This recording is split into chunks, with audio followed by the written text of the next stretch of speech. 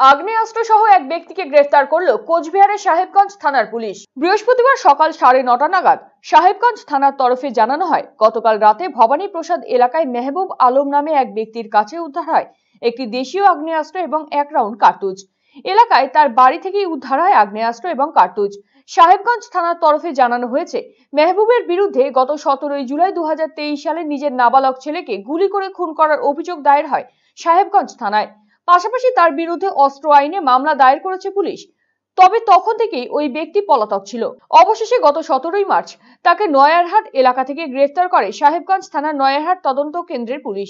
এরপর গ্রেফতার মেহবুবকে নয়ারহাট তদন্ত কেন্দ্রের পুলিশ দিনহাটা মহকুমা আদালতে হাজির করলে বিচারক 5 দিনের পুলিশ হেফাজতের নির্দেশ দেন। সেই মোতাবেক সাহেবগঞ্জ থানার পুলিশ হেফাজতে থাকা অবস্থায় তার স্বীকারোক্তির ভিত্তিতে গতকাল তার বাড়ি থেকেই উদ্ধার হয় আগ্নেয়াস্ত্র এবং কার্তুজ। আজ তাকে আবারও দিনহাটা মহকুমা আদালতে পাঠানো হবে বলে সাহেবগঞ্জ থানা সূত্রে জানা গিয়েছে। বহু আকাঙ্ক্ষিত চিকিৎসক তথা পূর্ব ভারতের বিখ্যাত হার্ট স্পেশালিস্ট ডক্টর হেমন্ত কুমার গর্গ এখন প্রতি মঙ্গলবার বসছেন রায়গঞ্জের দিশারিতে। শিশু সহ যে কোনো বয়সের রোগীদের হার্ট সংক্রান্ত যে কোনো সমস্যায় আজই যোগাযোগ করুন রায়গঞ্জ উকিলপাড়া স্থিত দিশারি হেলথ কেয়ারে। ফোন নাম্বার 7477785509 ও 7477785512।